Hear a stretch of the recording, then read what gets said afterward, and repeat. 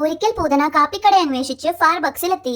കാപ്പി കുടിക്കാൻ കൊതിച്ച് അവർ നിൽക്കുമ്പോൾ ഗൾഫ് മദാമ ചോദിച്ചു, What would you like to have, ma'am? ഒരു കാപ്പി താ കൊച്ചുവെണ്ണേ. പൂതന പറഞ്ഞു. അപ്പോൾ ഗൾഫ് മദാമ ചോദിച്ചു, ഏത് കോഫിയാണ് വേണ്ടത് മാഡം? ലാറ്റെ വേണോ, എക്സ്പ്രസോ വേണോ, കാപ്പുച്ചിനോ വേണോ, അതോ എനിക്ക് പാലും പഞ്ചസാര ഇട്ടൊരു കാപ്പി തന്നാ മതി. എത്രയാ? പൂതന പറഞ്ഞു. അപ്പോൾ ഗൾഫ് മദാമ, Only 500 rupees, madam.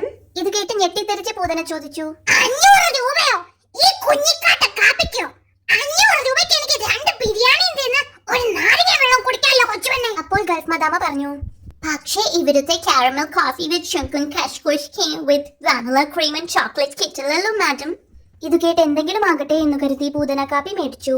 ഇത്രയും വിലയുള്ള കാപ്പി കുടിക്കാൻ പൂതനയ്ക്ക് വളരെ ആഹ്ലാദം തോന്നി.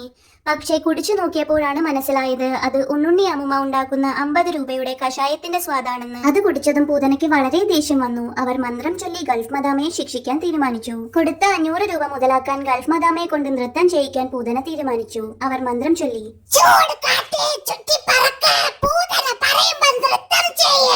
മന്ത്രം ചൊല്ലിയതും ഗൾഫ് മദാമ നൃത്തം ചെയ്യാൻ തുടങ്ങി. ഇത് കണ്ട് പൂതനയ്ക്ക് വളരെ സന്തോഷം തോന്നി.